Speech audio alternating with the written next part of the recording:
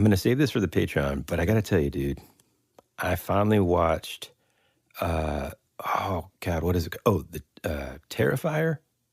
Oh, like the first clown thing? Yeah. Yeah. It was, well, here's the best part. You know, Terrifying? Well, yeah, I mean, it was just kind of like, it is a movie. I'm going to go ahead and tell anybody listening right now. I said I was going to save this for the Patreon, but I'll go ahead and do it here.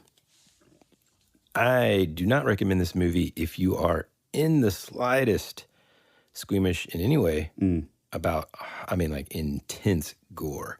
Now, I'm not extremely squeamish, but I'm kind of squeamish. I don't know. Squeamish isn't the right word. I just don't like it. Yeah, that's not my favorite thing in the world. This had some scenes that were like some of the like most intense that I've seen. And I mean, the story behind it's kind of cool. Not the actual like, hey, this is what happens in the movie, but the fact that like it was a guy that used to be an effects artist who decided to make a really low budget sort of indie movie, and then it just caught fire and just, you know, it's very old school in that sense where it's just sort of like, it reminds me of like those old crappy, not even B movie slashers from the 80s, or like a C, you know? Oh, really? I didn't know. Well, I mean, the acting isn't that bad, but just like, I don't know. There's not a whole lot of fluff really story-wise. It's just that creepy son of a gun. But I think it's worth you watching it. Yeah. And then we can discuss that potentially over on the Patreon. But yeah, I wanted to watch it, but I think it was like I was like, well, I want to wait until like Halloween season, and then I always forget about it. But it does look pretty creepy. I love the cover. Yeah, just when you thought like Tim Curry was the scariest clown there ever was, I think this guy tops it, man. I mean, do you really think that he's more scary than like Pennywise, the original one?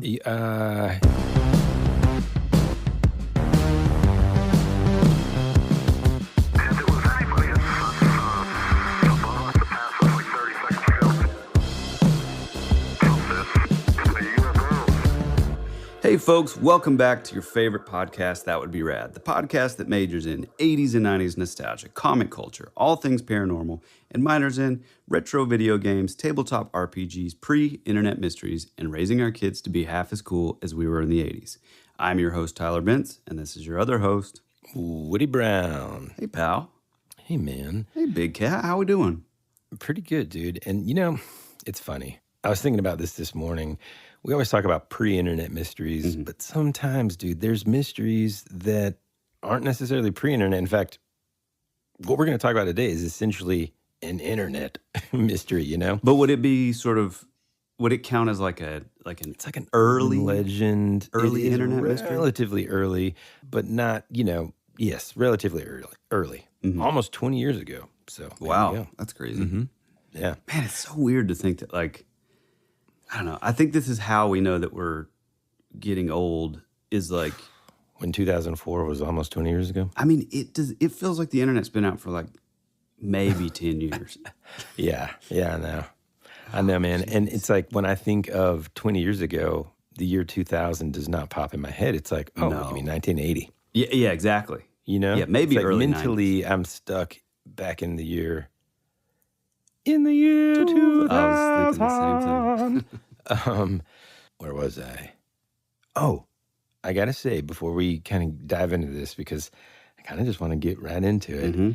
First, how I became aware of this was one of our listeners, all the way in Tasmania, Brendan, sent us the story. He said that he's recently kind of been getting into looking deeper, sometimes different rabbit trails, such as other dimensions and haunted places and things like that.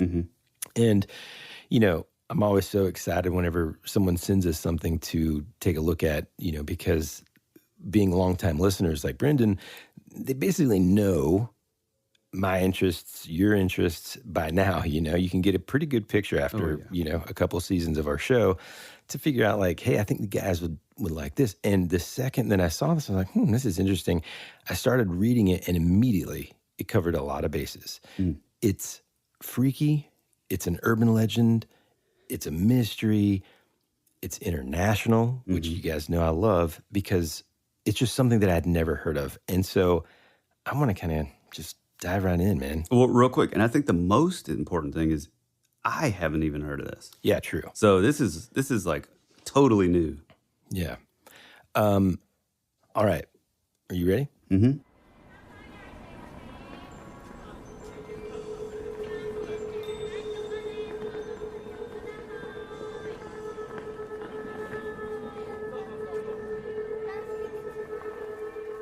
At 11:14 p.m. on January 8th, 2004, a user posted a message on the, and hold on, I got to pause this real quick. Is it 2chan? 2chain? No, 2chan, yeah. 2chan, okay. Because now it's like 8chan. It went 2chan, 4chan, and 8chan. That's where like the Q... Whatever happened to 6chan? That's where like QAnon 2, 4, 6, 8, you know what I'm saying? Yeah, they left that out. Anyway, it was an early internet forum. And here's the thing, too. This gives you a perfect example. What was I doing in 2004? Well, I wasn't the internet at that time. Mm-hmm. And again, of course, if you're listening to this, you were there, so you'll remember. But this is more for the folks in the future that are listening to this. Mm-hmm. The internet, sure, it was available. And yes, I had a computer and all of that. But I wasn't using it, I guess, as much as I do now on a daily basis, right? And so 2chan, I wasn't familiar with that. I've of course heard of it, but anyhow, here we go. I just want to make sure I was pronouncing that correctly so that someone doesn't come back later and like, hey, Woody, you mispronounced that. Kind of like how Tyler says periwinkle. What is, not periwinkle, but perinormal. That's it. Yeah, oh yeah. You pronounce it like it's periwinkle, but it's paranormal. Wait, no, that's right. You got me saying, is it perinormal or paranormal? I think it's paranormal. Paranormal. Yeah, paranormal. But you say perinormal. You say paranormal. Like, God, it does kind of sound like that, doesn't it? Paranormal. Look, paranormal. I don't want to give you I don't even want to give you another thing to be nervous about when you're you just ruined the whole thing. Here we go. He's getting so nervous. So nervous. When he gets nervous, he starts sweating and he's just so scared of everything. Tears. So back to it. All right, so it's 2004. Mm-hmm. An anonymous user posts this message on a 2chan forum, and this is what it says. This might just be my imagination, but can I share something with you guys? What followed became one of the most famous threads, apparently, in 2chan history and an instant modern urban legend.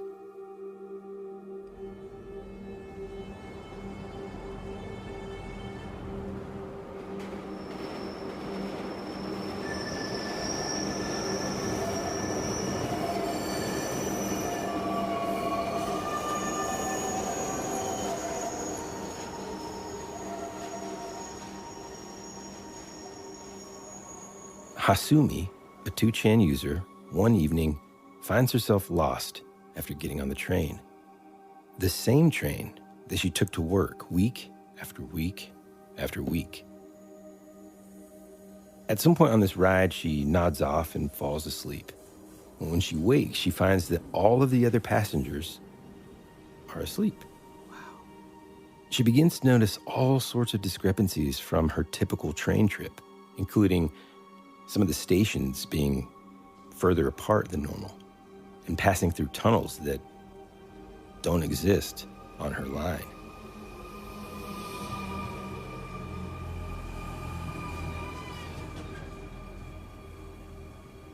A little intrigued and obviously starting to become a little worried, she starts posting in real time on the 2chan message boards, asking other users if they were familiar with this route, the various stations, the tunnels, and providing them with details.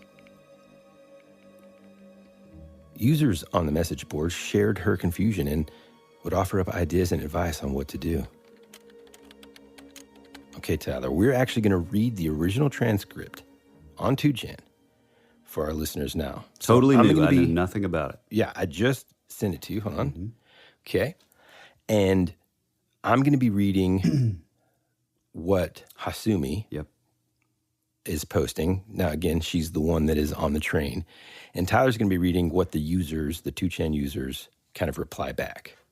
All right? Hey, real quick, Woody. Yeah. Are you sure it's Kisaragi? Because there is like a Kisagari. Yeah, it's Kisaragi. Weird. I've never heard of that. Well, get ready. And also, one more quick question. Is this happening in real time? Mm-hmm. So she sends this, and then this is what's happening, okay? But no, real quick. But I'm saying she's on the train while she's writing this? Yes. Yep. Okay. So again, she starts to notice, man, this doesn't seem familiar. So she's just like, she hops onto this 2chan forum, and it's just like, hey, this may just be my imagination. Can I post it anyway? Go ahead. What's going on? I've been riding a certain train for a while, but something seems off. I always take this train to work, but it hasn't stopped at any stations for the past 20 minutes or so. It usually only takes 5 minutes, 7 or 8 at the worst. Oh, and there's 5 other passengers, but they're all sleeping. Did you take the express train by mistake? Is it a high-speed train? Well, it's possible I may have just missed my stop. I'll wait a little longer. If anything else strange occurs, I might bring it up here. Try going to the car on the end to see the conductor, maybe. It would be really bad if the driver had an epileptic fit or something. You should check on the conductor. Still no sign of stopping, so all right, I'll take a look. There were blinds or something covering the window, so I couldn't see the conductor or the driver. The route is a private railway in Shizuoka. Knock on the window? I tried that, but nobody answered. Can you see out the window? Names of stations you're passing, etc.? We came out a tunnel, so we're dropping speed slightly. There usually aren't any tunnels, though. It's a train from Shin Hamamatsu. Looks like we're finally stopping at a station. You aren't going to get off there, are you?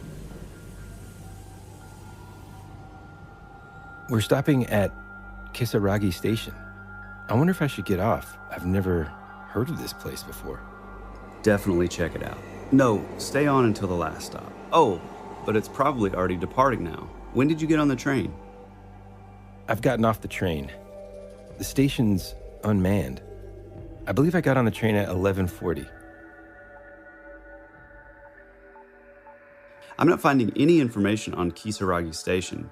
And Hasumi, your train was going for over an hour? Well, that's really strange. Yeah, I'm not getting any results for Kisaragi Station either. I'm looking for a schedule so I can get back, but I can't find one. The train is still stopped, so it'd probably be safest to get back on. Well, it left while I was writing that.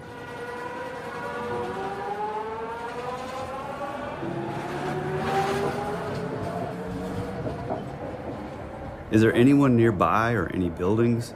It's cold out, so be careful. I'll look for a taxi from the station. Thank you very much. Sounds good, take care. Way past the last train at an unmanned station. Really questionable if you'll have any luck finding a taxi there. And so Hasumi became an inhabitant of the two-dimensional world. ...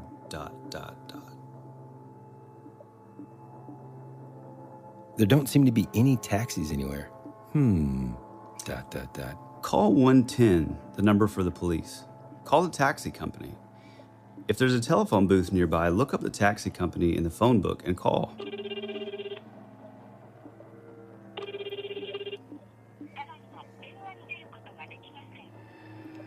I called home and asked to be picked up, but neither of my parents seem to know where Kisaragi Station is. They'll look for it on the map so they can come get me, but I'm getting a little scared now. What about the others? Are you the only one who got off the train? I checked online too, and the name Kisaragi Station isn't coming up still. Am I wrong in assuming it's around Shin Hamamatsu? I'll check Yahoo. I looked for a public phone, but there's nothing, and no one else got off. So I'm alone now. It's definitely called Kisaragi.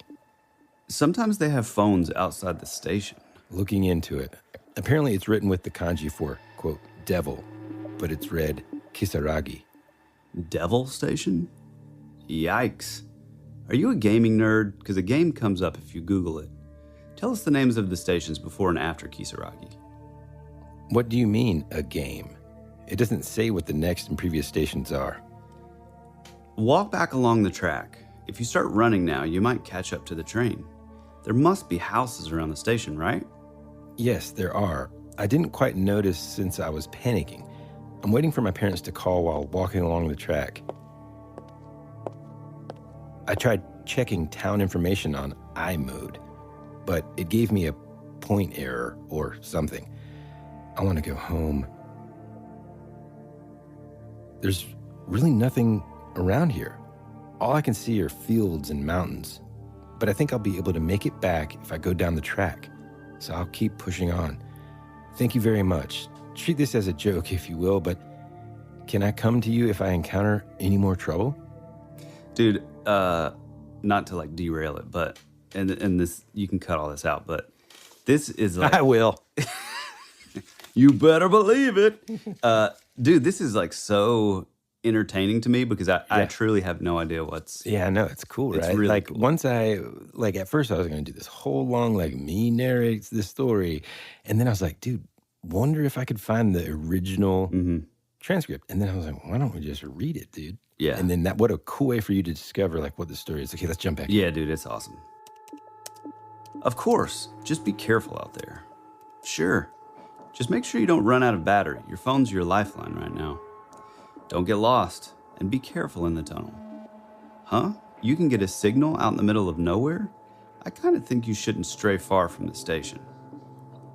All alone on a cold night at a station with no attendants? Soon the lights could go out, and it'll be pitch black, ... It really might be safest to wait for daybreak at the station, though. Oh, geez, this sounds bad. I got a call from my father, and he had many questions, but simply couldn't find my location. I've been told to call 110, which I'm a little opposed to doing, but I'll try asking them to help me now. So I'm guessing 110 is like... 110 is the police. Like 911. Yeah. I really think you should wait until it gets lighter out before you do anything. Waiting all alone in the dead of night and in some ominous place? Yikes, ... Going through a tunnel alone in the dead of night and on some ominous train line? Yikes.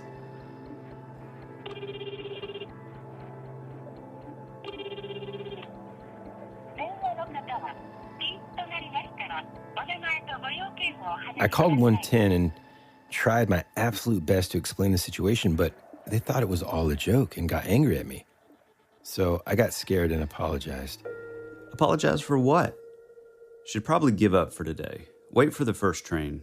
What's it like around the station? What's there?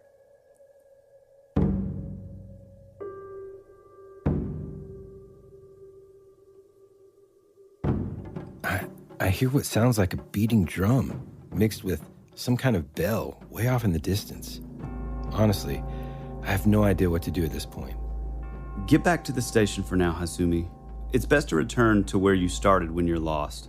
Here's where it gets going, ... Are they having a festival or what? You might think I'm kidding, but I'm too scared to look behind me.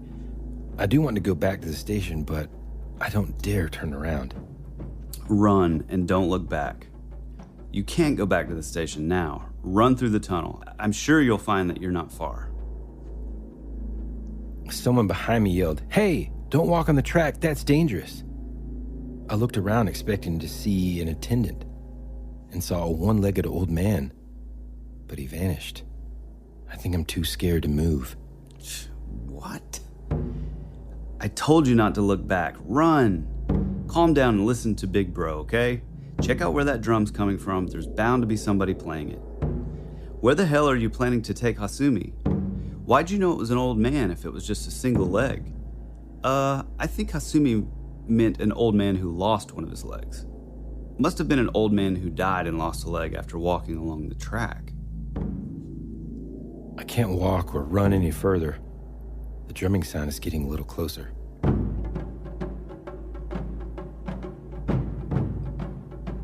Wait for dawn. It won't be scary in the daylight. I'm glad I stayed on the train. ... I'm still alive, but I fell and started bleeding, and I broke a heel, so I'm sitting still on the ground. I don't want to die now. ... It should be safe if you leave the tunnel. Once you get out of there, call for help immediately. I called home.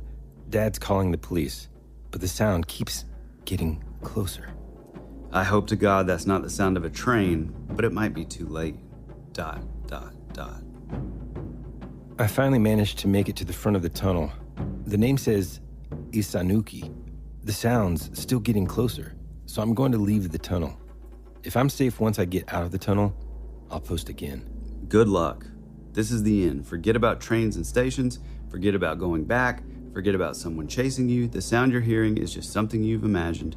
Run out of the tunnel. If you stop, you'll only succumb to something which does not belong in this world. I left the tunnel. There's someone up ahead. It looks like all your advice was right after all. Thank you so much. My face is such a mess from tears, he might just mistake me for a monster. Wait, Hasumi, don't die on us. Stop. That can't be good. Someone there? This late at night? That's suspicious. ... He seems gentle and was worried for me. He called for a train to take me to the nearest station. Apparently there's some kind of business hotel there. I'm truly, truly thankful to all of you. Hasumi, please answer me this one thing. Can you ask the man what the place is? Is he really gentle? He sounds kind of scary from what you said. Yeah, that guy's no good. Why is he by the track at this hour? He must have been a corpse or something. Hasumi, run! I asked him where it was, and he said, Hina. That seems extremely unlikely, though. ... Hasumi, get off the train. Excuse me, Hasumi? Where's Hina? We've been headed toward the mountains for some time. It really doesn't strike me as a place where trains would go. And he's stopped talking to me entirely. Probably because you're constantly messing with your phone. Hasumi, oh no. Did you contact your parents after you got out of the tunnel and received aid from this guy? Hasumi, please call 110. This might be your last chance. My battery's almost run out. Things are getting strange, so I think I'm going to make a run for it. He's been talking to himself about bizarre things for a while now. To prepare for just the right time, I'm going to make this my last post for now.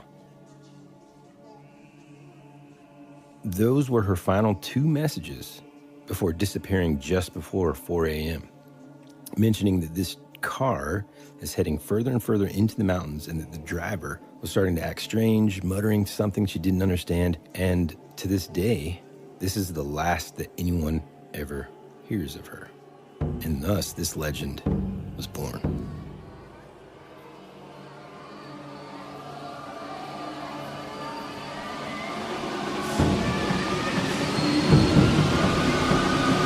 After these messages, we'll be right back.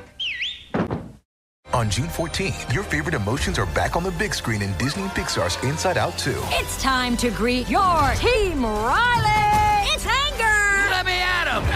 Fear! Safety checklist is complete! Disgust! Ew! Sadness is in the house! Oh no!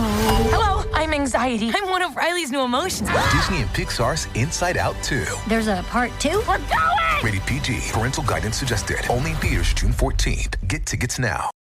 Look, Bumble knows you're exhausted by dating.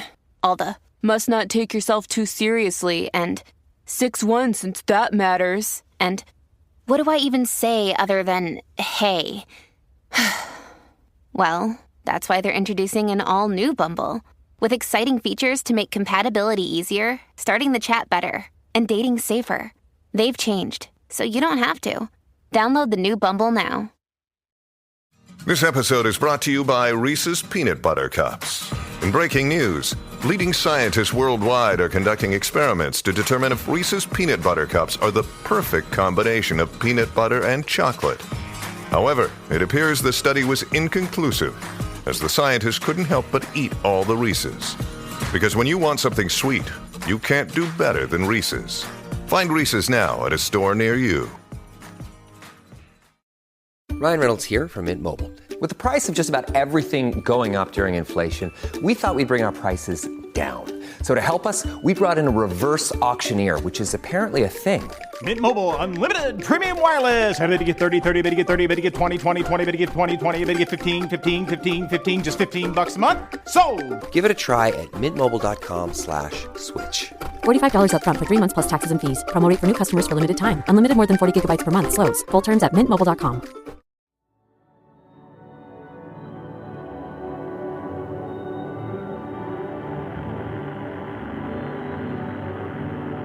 There's something out there waiting for us. And it ain't no man.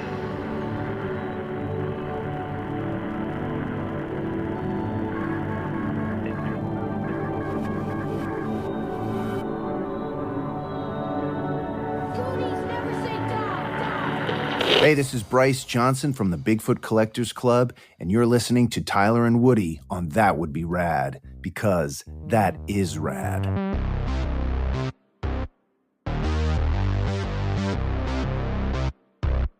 Wow.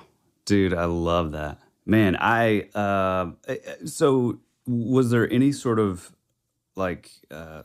backup or like sort of research, after all Yeah, this? so I kind of did a little research and some digging and read a couple articles and stuff. And so I think probably what everybody is wondering, and you included, well, and let me do this. Let me just kind of do a really quick recap. Essentially, this young lady, she's riding this train that she rides all the time to go to and from work and stuff. She's very familiar with this route. She starts to kind of notice, she dozes off, wakes up, other passengers are sleeping, which, hey, look, we've all been on public transportation. Yeah.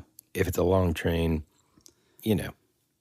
chances are people sleeping, that's not weird. But when she looks around, she starts to notice Heck, that Rollins fell asleep during D&D we're last playing D. Real cool, man.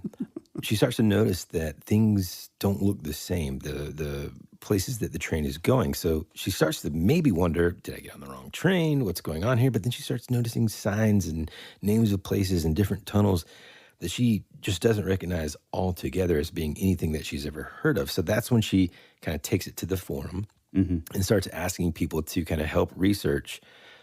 Because as we know, you can just you can post something in an online forum like Reddit nowadays, even if it's something simple as like, hey, what's a great idea for running a D&D campaign in a large city? And then, within seconds, hundreds and hundreds of people have answered you, And so this was an early stage 20 years ago of her trying to do something like that. Then she gets off at the station, the Kisaragi Station, and tries to talk to her parents. Her parents don't know where the heck that is. She tries to call the police. They think it's a joke. She apologizes. Then the users kind of convince her, I don't know how or why, to follow the train tracks even through a tunnel that she goes through. And I don't know if this is conveyed in that chain, but I read it in another sort of post about this story. And that is that she hurts her leg. She's distraught, limping. This guy, close to 4 a.m, offers her a ride. In different posts, and again, this is the original transcript, so I didn't really necessarily read it from here, but we got to keep in mind that this is translated to English from Japanese, so whoever translated it may have left some details off. But yeah, there's some weird phrasing. Yeah, I read that in one post that it was like a separate it was another train, and the guy was like, hey, I can take you to whatever this next station. It wasn't like an actual physical automobile that she gets into. Yeah, I was a little curious about that too, because yeah, it's a little vague about is that a taxi or Yeah, no. So apparently it was, just a train car, So he starts acting weird. She decides, I got to get out of here. And then that's the last thing that anybody hears. And so there's a couple things about this that are instantly fascinating. Number one, the fact that it's a mystery is just super intriguing.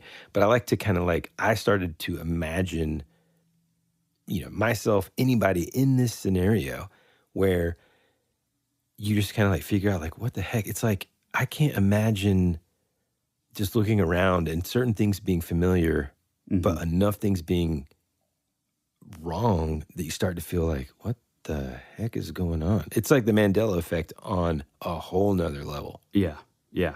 It reminds me of two different things. Number one is The Man from Torrid. Yep. Learn more by listening to That Would Be Rad, Season 1, Episode 4, The Man from Torrid. Just as far as like, what you would sort of imagine is, whether it's real, whether it's fake, whatever. But like, it's, in that story, he's like saying like, no, like, here, give me a map. And he's like, trying to like explain to somebody like, hey, dummy, like, this is just normal reality. Like, it's right here. And when he goes to point, like, it's not on the map. Like, and then secondly, it kind of reminds me of the way that I felt when I had my own sort of missing time when I worked at the hospital. Yeah. I mean, And granted, think we talked about that on, I think it was the first Halloween thing. No, I think it was just like a random episode, and then I happened to just sort of go into it. Okay. But it and not that like anything was like different, in this quote dimension, but there was a feeling that I had of like I don't know, it's like I'm looking at everything, everything should be normal, but like knowing that like, oh, wait a minute, it should be like 2 hours or 3 hours like previous, but it's not. It's just that feeling of like, am I going nuts? Like, what is happening? You know what I mean? Yeah. I mean, luckily, I've never experienced anything like that because that would be, I would think, oh man, it's happened. I've lost my mind. Or as they say in the movie Hook, my marbles. Yeah. Yeah. I don't know. It's terrifying. So one of the things that I just out of the gate had a question on, and here's the thing that's kind of difficult too, because it's an international story, aside from relatively major cities, I'm not very familiar with Japan anyway, and I'm certainly not familiar with their train station names. So this could have said anything, and I would be equally unfamiliar with it. But I kind of, again, did some digging and made some notes and stuff. And here's the thing. So Kisaragi Station, is it or isn't it a real station? Ever since this mystery began, people have been trying to find it. It does not exist, okay? They're trying to figure out, well, maybe, and then they spent years trying to figure out, well, where might she have possibly gone? Did she really travel to another dimension, or was she just kind of confused? Yeah. And here we are again, almost 20 years later, and at the end of the day, we don't know if it's just someone kind of doing some real-time fiction, which is interesting enough because the story is excellent, or if this is, just like you said, another sort of example of the John Teeter type event where it's just like someone from, like, there's that blending of dimensions, Right. there's that, crossover somehow. Because in the posts, Hasumi gives several names and details during the story that really kind of, there are real places. And so it gives some sort of validity to, at least she knows the area, right? And for example, like, she mentions a tunnel close to the Kisaragi Station, which has the name Isanuki written above it. And again, because she's in the original posting, she's given the kanji characters, so that translation might not be correct, apparently. Oh, right. But there's a place, like that place, nobody can find. She also mentions a place called Hina, which the old man tells her when she asks where they are. And Hina is a real place. Yeah, because she says, like, that can't be right. Yeah, because I think it's pretty close to Mount Fuji. And it's a far distance from Hamamatsu, where Hasumi supposedly first started her journey. And yeah, just like you said, she's like, there's no way that's possible. Yeah. Wow.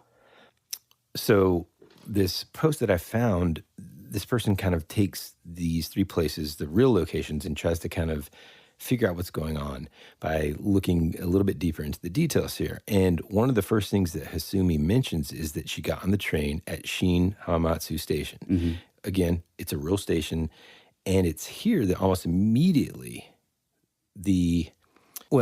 essentially, like, whether or not it's true or the mystery of it all kind of begins. She posts that she thinks she got on the wrong train, and her first post is at like 11:14 p.m. But by this point, she's noticed that something's strange, and she wants to kind of share it with the users on 2chan. Then at 11:23, 10 minutes after her first post. She mentions that the train hasn't stopped for the last 20 minutes, which would put her getting on the train somewhere before 11 p.m. And I mean, I don't know the area, so this could be totally normal. But to me, that seems sort of bizarre. Like to not have any stops for like 20 minutes seems a little odd. So the person that was kind of doing all this research says, did I say research? What the?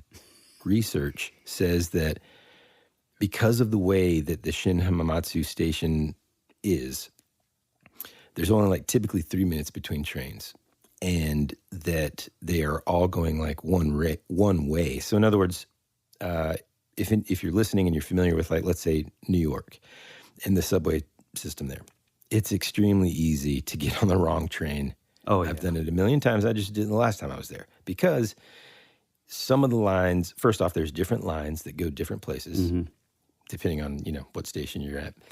And then also you could have gotten on one line that's going in the opposite direction, like uptown or downtown, and you know what I mean? And so if you don't know that, it's very easy to get, on the wrong train. And then sometimes that can be not that big of a deal because you can just get off at the next stop. But then sometimes you get on the wrong train in New York and you end up all the way uptown because it's a fast commuter train. And you're like, ugh, Yeah. So what this person is saying is, it's not really possible here because there's only, one line and it only goes one way. And so virtually impossible to, quote unquote, get on the wrong train. Now, this person isn't using that as a means to disprove this, but only to, I think, greater illustrate the fact that it's not just something's weird here, right? Like the potential for it to be another dimension or something is there because, look, you can't get on the wrong train there. Right. It had to have done these things that not had to, but her experience was how she described it, I guess. I mean, they really kind of dissect like all of the different stops and to the point of where, like, I don't really know if you want me to get into it, but essentially there's no tunnels between the beginning and end of stations. And yet at 12:19, when after almost an hour after her first post, and in twice the time it should have taken her to reach the final station, she mentions leaving a tunnel and the train slowing down. So it's just when it like stopped and she's like, walking on the track and all that stuff. Are we talking like she's kind of like in like an underground, almost like a tunnel type train? No. So I think it is like, I don't know if the only thing I can, when I was in Japan, the only trains I was on was just in downtown Tokyo, and it was just, real short transit trains, nothing crazy. But the only thing I could kind of compare it to was in Europe, where you have these train stations that are just like, outside, out in the middle of nowhere. Almost like a bus stop for a train. Yeah. Basically. And I did, little side personal story here. So we were in Germany, I think. And speaking of falling asleep on a train, we were just wanting to, ride the train out into the countryside and just, see the beautiful sights. Well, we were a little jet lagged and I don't really remember, but my dad fell asleep, which is pretty easy for him to do. And next thing we know, he like kind of wakes up and he's like, "Oh, right." And he notices, "Hey, what's the next stop?" Dude. And maybe he was woken up because all of a sudden the train stops and it's just like, one of those like, everybody off. This is the end of the line. And we're like, what? And we get off the train station. This is, well before the age of digital boards and everything. It's just like there's nothing there. And I can't, for the life of me, I can't remember how we figured it out or how we got back. I don't remember if we got on another train back or if we got a taxi. Luckily my dad figured it out. But, that's kind of what I picture whenever she is at this station out in the middle of nowhere. It's now like, 1, 2 o'clock in the morning. And these folks are like, I don't really know if I would have followed that advice. Like, hey, follow the tracks into a dark tunnel. Yeah, right. There's no word on whether or not she has a flashlight. She said she broke a heel so that, and that she was, I guess, in work clothing. So to me, it's like she probably didn't have a flashlight, and that was before like cell phones just had like the light Yeah, They could just, right. You know what I mean? Mm-hmm. So she's walking in this dark tunnel. First, she gets yelled at for being on the track by somebody that she turns around. It's an old man with one leg that just kind of disappears. Kind of random. Pretty random. I don't know if they just mean like vanish into thin air or if she looks again and he's gone. Yep, I was wondering Either that too. way, that's enough to kind of like spook you. Mm-hmm. Mm-hmm. And then, you know, she's kind of waiting by the phone for her parents to call her back. Now, again, for our younger listeners, back in the day, now, of course, here in the U.S., when we had payphones, you know, you would put in, well, when we were growing up, $0.25 to make a call, right? Well, each one of those payphones had a unique phone number, just like any phone. And if you called someone, you could say, hey, call me back at this number. Right. And then they would call you, right? Yeah. And so she tells her parents, I don't know where I'm at. Again, this is before, like, I guess GPS location and tracking on cell phones was really sophisticated, and they didn't know where she was. They look it up on the map. Not out of the ordinary necessarily.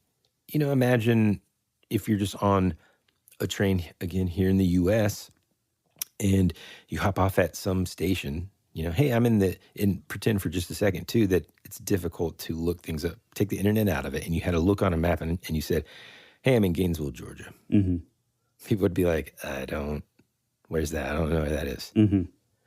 So it's not out of the ordinary that her parents are like, I don't know, we'll look on a map and we'll call you back. They don't find anything, dude. Yeah. And just imagine how terrifying that would be. Well, dude, I remember, so I got my license like a year later. It's sort of a long story, but up until that point. Remedial. Yeah. No, up until that point, you. Hold on a second. Whoa.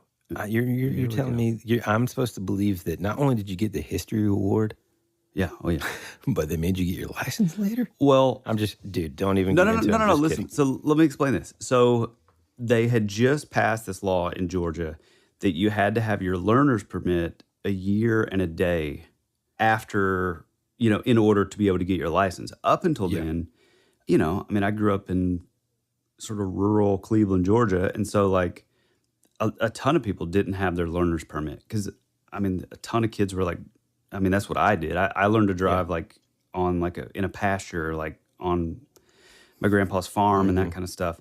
And so I was just like, screw it. I don't need it. And then they had just passed this thing like 2 weeks before that said that you had to have it a year. So some context before that, previously, you could literally get your learner's permit. I don't even know what the waiting period was, but I'm almost positive that you could just go and get your learner's permit one day. No. You didn't even have to pay the money. You didn't even have to just get the license. Yeah, you didn't even have to have your learners at all. Cool. Yeah. So safety first. Safety first. Yeah. But anyway, I just got my license like, I don't know, several months prior, and me and our buddy Jeremy decided to go see a band that was like in Alabama somewhere. I'd never driven in Atlanta traffic, much less driving to another state. And we get out of school early. We drive to this show in Alabama, end up coming back. What I didn't realize was, like, for any of you folks who have driven in Atlanta, there's a thing called the perimeter. And it's basically this big circle that goes around the city. And if you don't like get off of it, like you'll literally just keep going around. So I realized that, like, hey, wait a minute. Like, I've seen this before. We were just going around the perimeter. Over and over. And then we ended up stopping. I used a payphone. I mean, this shows how long ago this was. We didn't have cell phones. Used a payphone, called my stepdad, Rick, and he was like, hey, man, you're on the perimeter. You got to get to this exit. You got to get off, and then that'll, take you home or whatever. But there definitely is a fear, especially back then. I mean, it's kind of similar to like our band days. I mean, I would say the entire course of our like touring was with a giant Rand McNally map. Oh yeah, on Absolutely. the dashboard, Mm-hmm. And every now and then we do like a MapQuest turn by turn direction type thing. But even still, you had to look up those those road names and stuff. And looking back, sometimes I've probably said it on the show, but I certainly talk about it with you and even my my wife and kids even. it's like sometimes, man, I don't know. It's like hard for me to imagine not having GPS at your fingertips. You know what I mean? Yeah. It's wild. And so just think, you know, looking at it through that lens, it's like, imagine how sort of terrified you'd be. Right. Being in an area that you're not familiar with, seemingly far, far away from where you started, and just not knowing how you're going to get back.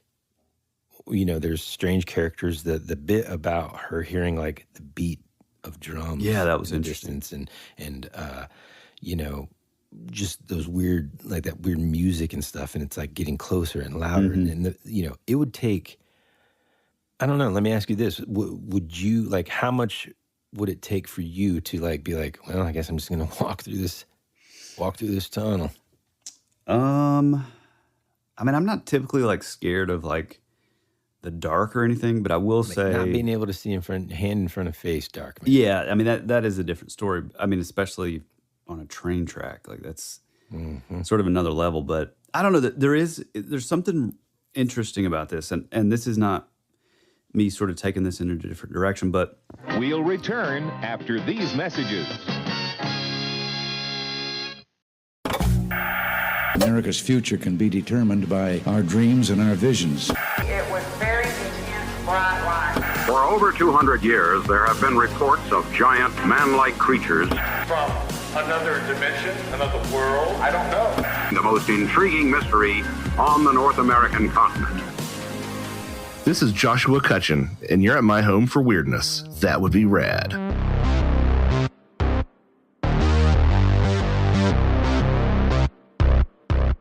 It for some odd reason, it kind of reminds me of like cases of like sleep paralysis. I've had sleep paralysis one time in my whole life, and you know, one of the things about it is like you'll hear this like sort of super low frequency like humming noise that sort of people will explain it as, you know, as being a guitar player. I know that like what they're probably talking about is like what's called oscillation. So it's like kind of thing, you know? And so there's something about like the drumming sound, and then how she said there was also like it was sounded like a bell tone far off in the distance. And then also the fact that everybody on the train was asleep. I don't know, it almost feels like something is like sort of luring her. You know, I don't know. I mean, I don't know if it's a... Yeah, no, I mean, that's a... it's an abstract sort of connection there, but... Well, and I was going to say this, you know, going back to, look, I don't even think it goes without... It kind of goes without saying here that, look, we don't know if it's complete fiction and right. just born from the imagination of someone in Japan, which they have some really intense... Yeah, they do. Legends and horror movies and all that. And so they're creative on a whole different level. But let's just put that aside. That's not what we're going to try to do today. Right. Let's talk about the fact that, like, apparently the word Kisaragi in the kanji translates to be devil. Yeah, that's interesting. So devil station. So, you know, the thing kind of taking what you said and then again splintering off a little bit, to me, whenever I was reading all this, it's kind of like, man, was this character taken into or drawn toward this sort of like devil station where she then had to fend for herself? Or another possibility here is just like, okay, let's say it was some sort of dimensional thing. Okay. If, you know, she kind of crossed over into that other dimension, and potentially it has something to do with like falling asleep. And this goes back to like one of my ultimate favorite things besides time travel concepts is just dreams in general. Yeah, right. And how like potentially, you know, is it our consciousness or our soul or you know, whatever that's going into all of those alternate possibilities and dimensions when we dream. And potentially maybe that's what happened here, and everyone else is like dreaming, but she's awake. You know, like, was she awakened in this dream state that everyone else wasn't? There's just a million other possibilities. Yeah. But one thing, and we've talked about this, just you and I at dinner the other night, for example, but there's a lot of these sort of online things, and I get fascinated in it, and it kind of makes my mind go in circles here, where people are potentially either from or in another dimension. They're posting as such, but yet we're able to see in our dimension or in our reality, I'll say, what's going on. It may be my reality favorite is thing. different. So, like, how does the internet? And this is a crazy concept here, but does the internet have the power to sort of circumvent the typical sort of laws of reality and kind of transcend through that? And you know what I mean? Is that why, like, communicate? So, in other words, I think what I'm ultimately trying to ask is, does the internet give us the potential capability to communicate with another reality? Well, if you'll go back to our Loab episode. Learn more by listening to That Would Be Rad, Season 2, Episode 55, Loab, the first Aya cryptid, Tulpa, or terrifying art demon. We sort of brought up the idea that, like, is the internet just another sort of like medium for contacting, these sort of otherworldly, other dimensional, like, beings or entities or whatever, much like, a Ouija board or a,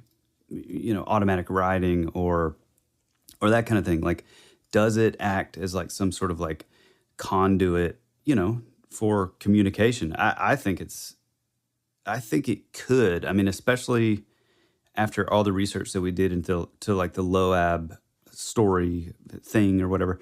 I think there is a possibility, especially if you tie it in with the fact of, like, this gets kind of deep, so I'm not really going to get in too heavy, but, like, there's a thing where, and we're going to have Nick Hinton on eventually, but he has this whole thing about, like, the black cube of Saturn. It's like this, if you look it up, there's this giant black square on Saturn. And a lot of people believe that Saturn is like, there's so much more to it. So I'm really butchering it here, but it's a lot of people believe that, like, Saturn is actually sort of a form of the word, like, Satan. And it's like all of these sort of elites, like, that's part of the thing that they're, like, sort of worshiping. And it gets into, like, Baal and, like, Moloch and all these, like, characters. But anyway, all that to be said is, like, the idea that, like, our phone is representative of the black cube or a scrying mirror, which is like how John Dee and Edward Kelly were communicating with their quote unquote angels when they sort of received their, like, Enochian language. And so, like, I think if that's possible, if somebody could, like, sort of scry through, he claimed they claimed that they would do it through like a black, I think it was like a black, like a black mirror, basically, or like a black, like, ball, like an obelisk type thing. And that's how, like, they would act as, like, a medium to, like, this communication with these angels. All that to be said is, I think that if these beings can communicate through those things and automatic writing and Ouija boards, I think that a computer is probably, like, the best possible thing that they, and I've even heard this sort of hypothesis laid out of, like, even down to, like, the silicon, like, in the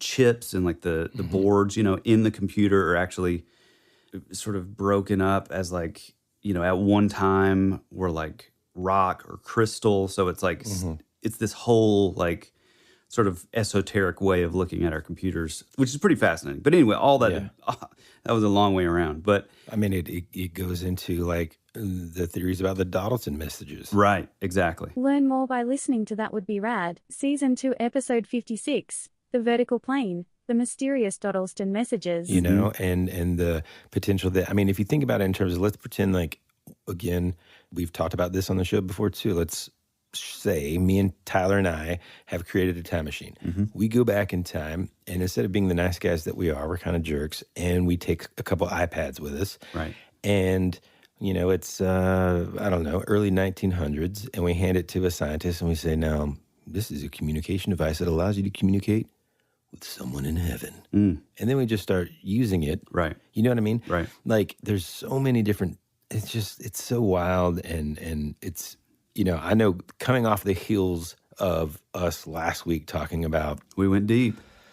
We got real deep, and we're getting deep here a little bit. Yeah, a little bit. But, you know, like, I think that it's just very interesting concepts to think about. I don't know. I just think, like, this reminds me of, it's called, what's the movie? It's called Frequency. Oh, right. Remember that movie? And I don't want to spoil it for anybody because it's an oldie but a goodie. Yeah. Is that with Michael The Keaton? essential premise is, no, it's with, what am I thinking of? Oh, God. What is, hold on now, see. Dennis Quaid, right? Well, then what am I thinking of? Batman? I don't know what you're thinking of. No. You're thinking of it's Dennis Quaid and Jim Caviezel. And the simple premise is this. An accidental cross-time radio link connects father and son across 30 years. Boy, they just spoil it right there in the premise. Definitely. But, like, this is with a ham radio. So right. This concept existed sort of, and this movie came out in 2000. But, you know, they're using technology that's just much older than that. Yeah, but... And so, like, this is the same kind of concept, right? Being able to communicate with someone in a different time through a communication device, in this instance, a computer or a message board, you know? It also reminds me of and I never can think of his name. I always get it wrong. But the priest, the Italian guy that was able to communicate. Yes, yeah. God, that had the radio. I can never remember that. But yeah, he would basically, he was able to speak through like this particular like radio that he had. Yeah, to me, this is like one of the, I don't know, they're like just the idea that you're stuck in another sort of reality or multiverse or dimension or whatever. I mean, I know there's sort of crazy concepts, but just that idea is so scary. And there's one that there's another story that is often sort of connected with the Mandela effect, which I don't know that it necessarily should be. I mean, to me, it's just like an alternate dimension kind of thing. I don't know if it's really a Mandela effect thing, but you'll often see it like on message boards and stuff where they're talking about this woman who claims that she like woke up one day and she had like another man in her bed. Come to find out, like she had married like this other guy, the guy that she was married to in her previous life that she worked with at work was just like an acquaintance. When she went to work, she found out that like her position was completely different. She was like a boss, like some sort of boss, position, and like all these weird like little things. And I think eventually she kind of went nuts. Like she couldn't handle it. And our skeptics would say, "Oh, it was just some sort of psychological break," and the mind is able to sort of like create like an alternate personality and like split in two and. Maybe that's just what it was, but like, I don't know. If you're just looking at it with more of an open mind, it's like, I mean, who knows? Maybe it is sort of like the Mandela effect and she just sort of, slipped into like another reality. I think that the important thing about... Good morning, Miss Staben. Oh, Jesus. I think the important thing about that story that ties to this one is the fact that whatever happened to her, if it's true, happened while she was sleeping. And there's a train going by, so I apologize. But well, and I have a little bit more that I left for the end to give you a little bit of a surprise. Okay. So it's another interesting tidbit. Okay. So after disappearing in 2004, Hasumi apparently resurfaced on 2chan. What? In 2011. Someone claiming to be the original Hasumi, who disappeared from Kisaragi Station, posted that she had returned.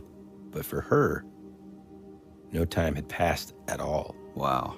Even though 7 years had passed for the rest of us. Huh. This seemingly confirmed that Kisaragi Station exists outside time and space as we know it. Yeah. Although she offered no explanation of how she ended up there in the first place. According to Hasumi, or at least someone that was posing as her basically, after the car stopped in the mountains, a light enveloped it and the driver was annihilated. As she approached the car, another man appeared and told her to run. And so she did, crying and running the whole way back to the closest station she could remember. When she got there, she was apparently back in our world, and 7 years had passed. No other explanation was given, and many are you thinking it's a, it's not really a true update because but no matter what, there's no way to kind of confirm whether it's the same person or not the same person, or even if the whole thing was fake or not. Yeah. To me, man, whether or not it is true or not doesn't really matter. It's the whole purpose of a lot of these stories that we talk about is mainly just to kind of like get a conversation going about something cool that we heard about. And then once again, thank you to Brendan all the way in Tasmania for turning us on to this story because, man, what a fascinating story. And here's another last thing that I'm going to say about it real quick is that in 2022, I saw that. A movie was made in Japan, and it's in, all Japanese, about this. Now, I've watched about 10 minutes of this. It's a clip, basically, that I watched. And from the look of it, it looks to be pretty fantastic. Oh, like good? Like, yes, I thought you were going to say it looks cool, man, because it's literally like I learned about this story. I found that movie, and somebody just had like a clip of it online, and I started watching it. It's a very interesting take. Basically, the beginning of the movie, it's this young, college-aged girl who has heard this story, and she's like studying folklore or something. Yeah, something like that. And she finds this woman, Hasumi, and says, I want you to tell me the story about the day that, cool, you disappeared or whatever. Wow. And the lady's like, huh? And then she takes you through it, and it shows, man, the way that it's really cool. She's on the train, and it's like really loud, and there's like kids being loud and stuff. And for anybody who's never been on a Japanese train, that's interesting. And I don't know if you could tell, even in the dialogue as we read it, even though it was translated, you can tell like just how respectful they are of one another. Right. And so the fact that like people are being loud and stuff, like she kind of like looks up and it's just like, ugh. And then it's super loud. It cuts to her, kind of a tight shot on her face, and you can still hear the noise. And then it's just like, and she's like, what? It's like this weird abrupt ending to all sound. And she looks up and everyone's gone. Wow. And then there's this like train sound, and she like kind of wakes up and like notices that there's like passengers that are asleep, and she doesn't understand what she's like, what is it going? And then that's where the clip ends, and it's like, holy cow, dude, this looks, man, I gotta find that. Really good. Yeah. Yeah, I just think that let me say this. I think concerning the sort of the reappearance in 2011, the problem with like, and again, this is coming from like the true believer guy, but like, I don't know, immediately my like red flags start popping up of like, well, it's like could have been anybody. Right? Yeah, it could be anybody. It could be somebody who had maybe was late to the game like us and heard the story and was like, oh man, I'm gonna like sort of propagate this urban legend and like keep it going. I mean, I think it's cool, but you never know. Like it's especially on those like forums where everyone's sort of anonymous. It's kind of that's kind of like the problem with a lot of these sort of like quote unquote creepypasta internet urban legends is that you can't really, it reduces the chance of you being able to prove whether or not it all happened and that kind of thing. But again, at the end of the day, that's not, I just love a good story, man. And as long as nobody's getting hurt by something like this, it's like, man, it's just fascinating. And if it really did happen and it really is possible that we can communicate with other realities via computer or, by accidentally stumbling into another reality, boy, that's fascinating and terrifying at the same time. Yeah, for sure.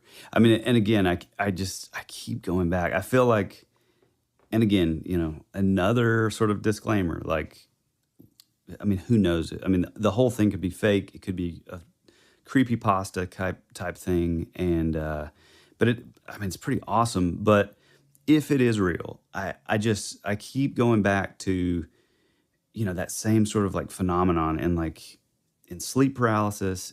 And a lot of people also talk about that in sort of your modern UFO abductions, where they're hearing this sort of like this low frequency thing. And then, her saying that like the drumming and like the bell off in the background and like, I don't know, man. And then like the people being asleep. I know I said that before, but like I feel like there's something to it where I don't know, maybe through our sleep, like that's how our consciousness is maybe able to sort of hop into the next dimension or something, It's like it I don't know. certainly explains a lot of like things, like having that person in your dream that you've never seen before in your quote unquote life that you just have this strange familiarity with.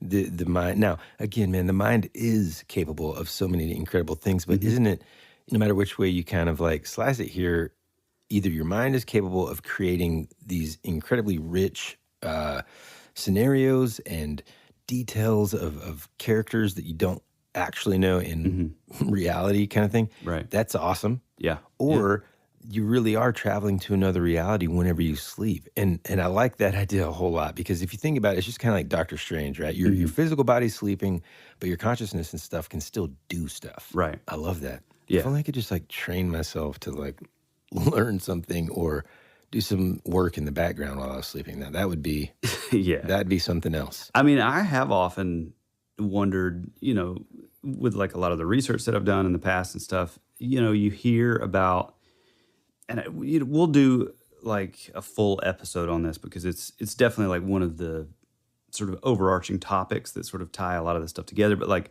you hear about like remote viewing and like astral projection. Astral projection. Yeah. I was trying to say like progressing. I'm like, that's not right.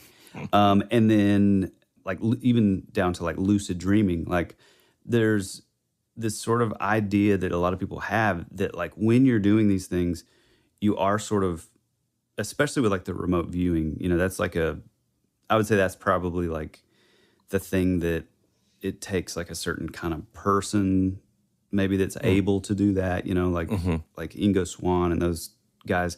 But the idea is that like, and if you don't know what remote viewing is, it's basically this way that these people are able to, and it's heavily tied into, probably international, but especially I know of like the U.S. military, like a lot of, like I think Montauk even messed with a lot of that, and like the Men Who Stare at Goats, that was sort of inspired by a lot of those sort of psi-based experiments and stuff. Yeah. But I think what's cool about it is like several of those dudes, they talk about it as if when they're sort of bilocating or they're sort of seeing these things, they're actually operating like outside of time and space. So they're able to sort of go forward and backwards in time even. So it's like, oh, you found this location, but no, we need to find that location in 1947. And like,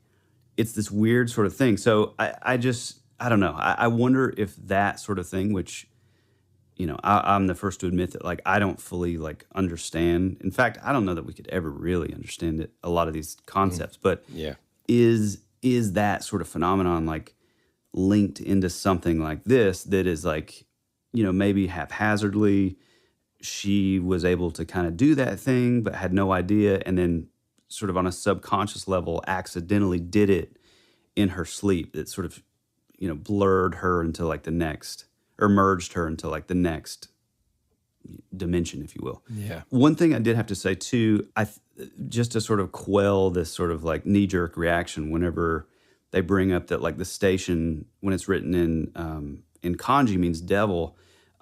I do think it's important that I point out that like in sort of Japanese culture, it's not like looked at the same way. So like yokai is sort of a blanket term for like apparitions or spirits or demons, and like oni is like demons, but they don't necessarily like they're not saying like demons and devils like we look at it as from like a sort of a Western sort of Christian perspective. Yeah. So I just think that's important to say. What do they like? I guess what are they labeling something like devil or whatever in the Japanese culture? Like, is it more of just like what? Well, for example, like, and this is sort of ties into our pop culture stuff, but like the movie Gremlins, right? So the Mogwai is actually what's called a water devil or water demon from the yokai tradition. There's like millions. I mean, that's where like the idea of like Pokemon comes from. And yeah, I think your son was even into that, like a show called Yokai Watch, I remember. Kind of, yeah. And like they're called like demons or like devils. And like, I think that with the Mogwai, what was really cool is like they would come down in drops of rain. And then when they would like hit the ground, they would sort of like come into existence or sort of hatch up, you know, whatever. Yeah. But, you know, they were called like demons or whatever. And for us, like we immediately think of like, oh, well, it's like, yeah, you know, the Renaissance paintings. Yeah, right. Yeah. When like, no, that's a great point and a distinction because due to our sort of zeitgeist and our bringing up and and our own culture, like it's easy for us to hear a word and define it in the same way. It sounds to me like it's just kind of not necessarily synonymous with, but it can be comparable to, you know, a type of creature. Yeah, it doesn't mean that it's evil, right? You know. Yeah. I mean, and again, that's our English, probably closest English translation to the word anyhow. You know what I mean? Exactly. What I love about like just the Japanese language is there is a beautiful sort of music to the sound of it, but also like the art of the writing of it. It's like there's so many aspects of everything that is just, it's just so cool to me, man. Like the detail of that thing. And you know, I know I already said this, but just the example of respect that they have for just another person, you know, in that chat is just like, hey, you know, be careful. Now, there were some silly people in there that were just like, here we go, you know? I know. And the whole time, not just because you were the one reading that, but I was like, that is a very Tyler thing to say. Yeah. But, it's just, I don't know. It's cool, man. Yeah. Very cool story. Cool. Thank you, Brendan, for sending that to us because, man, that's just, it's fascinating. It's amazing. Yeah. And who knew that a guy from Tasmania would be the one to introduce us in America a super bad Japanese urban legend. Yeah. Synchronicity really cool. abounds, man. Well, cool. I guess that about does it. If you want to find us, you can head on over to Instagram. That is where the majority of our activity happens. Feel free to leave us a comment, shoot us a DM if you want to talk outside of the public eye. Oh, that sounds weird. Like tell us a story or urban legend or something in your sort of local area. If it's sort of a long thing, more long form, send it over to thatwouldberadpod@gmail.com. Above all these things, which these are all great, feel free to head on over to thatwouldberadpodcast.com where you can leave us a 5-star review. You can jump to an episode. You can pretty much do anything, contact us. And then the coolest thing, you can leave your voice memo directly on the site, you know, that is delivered directly to us, which is really cool. We would love to hear all those things. Get out there, tell one single friend about the show. Like I said, leave us a 5-star review, buy some merch in our link tree on Instagram, buy us a coffee or Red Bull, what have you. And, and then, of course, our thing that we're most thankful for, our best friends over on the Rabbit Trail, which is our Patreon. I've said it before many times, but if this regular feed that you're listening to right now, if it's not enough and you just wish you had a little more, head on over to Patreon. There's different tiers. We're ultimately and just super grateful for all of you that like go that one extra step to support us on a monthly basis. It really means the world to us. And yeah, that's about it. You got anything else, Woody? Man, I think that's it. I just to reiterate, we love stories like this. So if you know of any or have had a personal experience, man, please send it over to us. We can keep it anonymous if it's a personal story for you. But man, this is just our bread and butter. We love it so much. And I think that's I think that's about it, man. Cool, man. Well, we love you. We appreciate you. Sayonara. And as always, be rad. That's the way it goes.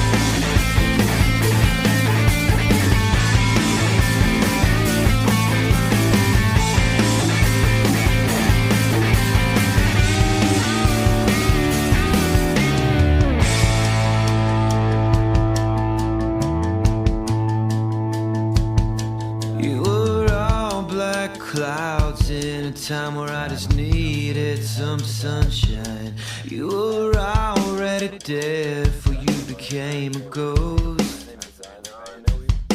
You always said our future would be a parade of flowers, but now all that's left is a single rose. That's the way it goes.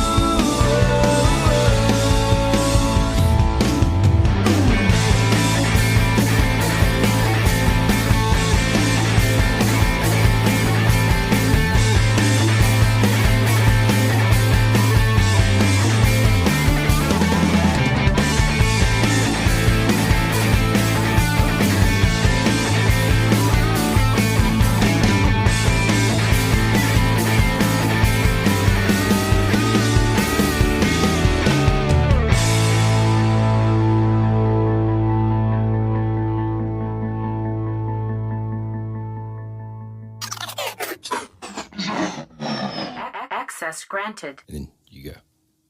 Well, there. The first highlighted green line, pal. I know, but I'm just looking to Chan indicates a postman. Sorry. Knock the on route the is. Yeah. I'm gonna put stuff in there. Yeah. The route. Knock on the wall. God. I'm knock on the wall. The route is a private.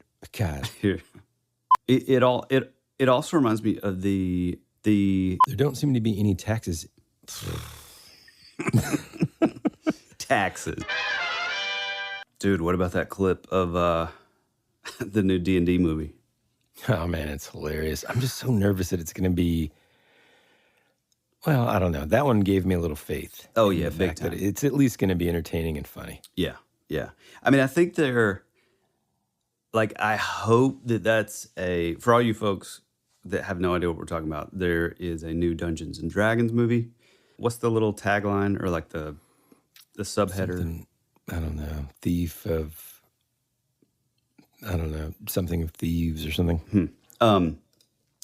Basically, it's coming out soon. It's got Chris Pine and a lot of other folks. I was also a little worried like you, but they just released this clip and it is so funny. And like, I don't know. I feel like it really, like, and this isn't going to make sense to anybody who like doesn't or hasn't played D&D, but like, it feels like a joke that would come directly from the game. Even down to like the way the one dude is like reading it, like reading off the spell. Yeah. It's exactly how the DM would be reading off the spell. It's like word for word, like the explanation of the spell. And I hope they kind of like lean into that a little more because it's super cool to me, I think. I mean, I could play the audio of it, but I don't know if that's worth a damn. Yeah. Dead man is revived. You can ask him 5 questions, at which point he will die again, never to be re-revived. Were you killed in the Battle of the Everhorse? Yes. 4 more questions, right? Yes. No, that wasn't for you. Did that count as a question? Yes. Damn it. Only answer when I talk to you, okay? Yes. Why did you say okay at the end of that? I didn't. Where's the shovel? Oh, man, I think it's hard to come across audio only, but essentially Chris Pine's character, they're using this spell that allows them to talk to someone that is deceased or whatever. And the purpose for that typically is so that you can gather more clues and information about, who did it or what happened in the area, whatever. And you hear the guy at the beginning kind of talk about, hey, look, you only get 5 questions, so make them count. Well, Chris Pine is kind of kneeling down in front of this, decrepit sort of old corpse. And when they cast the spell, it kind of like lifts up. And then Chris Pine's like asking questions to his buddy, but the dead person essentially is thinks because it's dead. I mean, that's the whole point. It's like the dead person can't think. He can only answer questions. So it's hearing him ask someone else a question, and it's kind of get against him the whole time. It's hilarious. Yeah, it's super funny. Okay. All right, man.